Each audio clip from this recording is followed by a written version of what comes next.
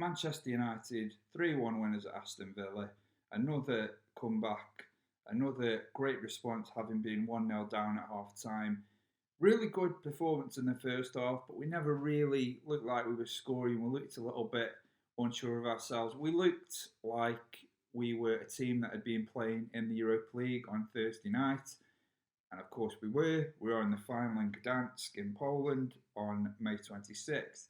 Huge game for us. We want all the players to be fit and ready. It's going to be a really good occasion and a great experience to possibly see Ollie lift his first trophy as a manager at Manchester United Football Club. But I have to say, despite this positive result, despite the turnaround again, that's another comeback from a losing position. Despite all those positives, despite that really good assist from Rashford, which is not really been talked about actually. Yes, the finish from Cavani was magnificent. Again, he gets himself into a great position. It's just instinctive, but the movement of Rashford, the decision making there for the cross, I think he deserves a lot of credit. It was perfect. The bend on the ball, it was an outstanding cross. He's not going to get the credit for that because Cavani will take the headlines, but I'm sure he's not bothered. But, we are going into this game against Leicester now on Tuesday, 5:30 kickoff. And then, of course, we've got Liverpool on the Thursday. Now, I'm looking at the fixtures last night and I'm thinking, hang on, Everton and West Ham have not played any European football this season and they're kicking off at 4:30 after us. They're kicking off at 4:30 after us. Arsenal, who played at home against Villarreal, are playing at 6:30. They've not had to do any travelling. So why are we kicking off at 2:05? Why have we got the early afternoon kickoff? Surely at the very least we get the 4:30 because these players need that extra time, having sort of travelled. And then you look at the fixtures; they're so close together against Leicester, 5:30. Why can that not be? Why can that not be an evening kickoff? And the same for Liverpool, and delay the Fulham kickoff. Or why can't we play the Liverpool game sort of 5 days after the Europa League final? Why can't any of these games be delayed? Why does the league season, the domestic season, have to end at the same time on the same day? The last year with COVID and lockdown and everything and the postponement of the football calendar, the last year has shown us that the rules go out the window. There's no reason why these games should be so close together. And it's all to do with money. It's all to do with broadcasting rights. And it's all to do with sort of showing that showpiece game, Manchester United and Liverpool, within Sky's football calendar.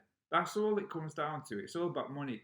And what saddens me, and people will say, "Oh, the players they're paid a lot of money. Players are paid a lot of money to play a lot of football. They are, but a body breaks down. A body is not meant to play and run and compete at this level, in such a short amount of time. It needs time to recuperate. The players need rest. And yes, we've got squads and we can rotate, but this could really derail our season in terms of getting second place. It could damage our Europa League final opportunity. We've already seen Harry Maguire go down with an injury today.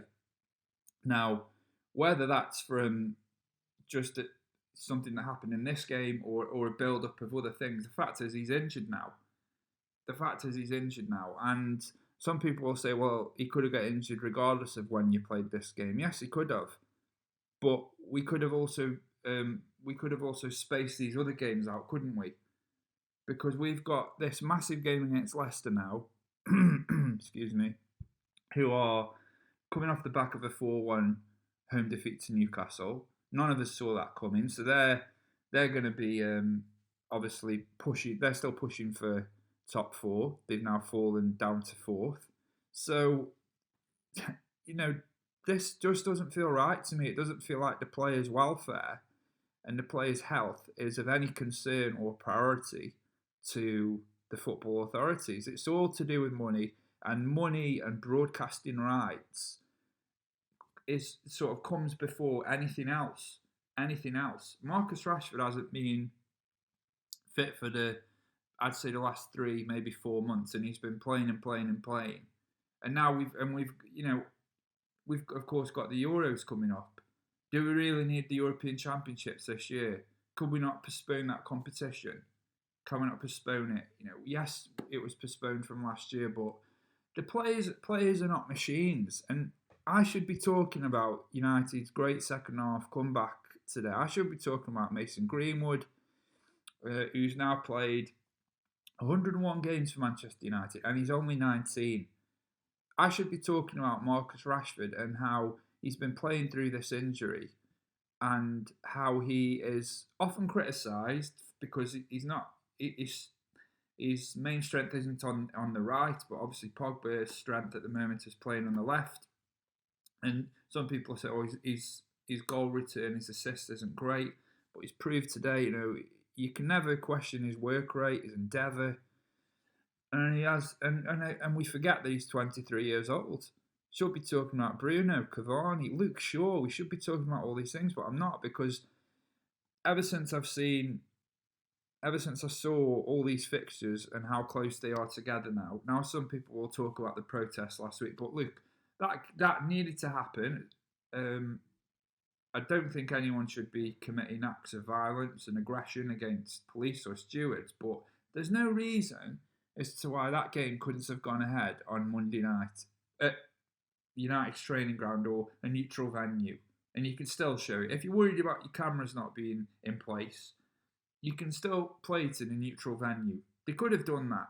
United, yes, we had a game on Thursday, but I would have preferred that than playing a Sunday, a Tuesday, a Thursday and a Sunday, because we've got Fulham as well on a Sunday after the Liverpool game. So it just feels wrong. It just doesn't feel like the players are sort of an afterthought, and I am now concerned that this is going to derail our season. I really am. And if we can get through the next couple of games unscathed, that's great, but I still think the players are going to be burned out. Then they get into the Euros, and the frustrating thing is, you come out of the Euros, if you progress further in that competition, which the likes of Fernandes and Pogba may well do, they come back. They're then expected to go on these sort of European or US tours, pre-season tours, to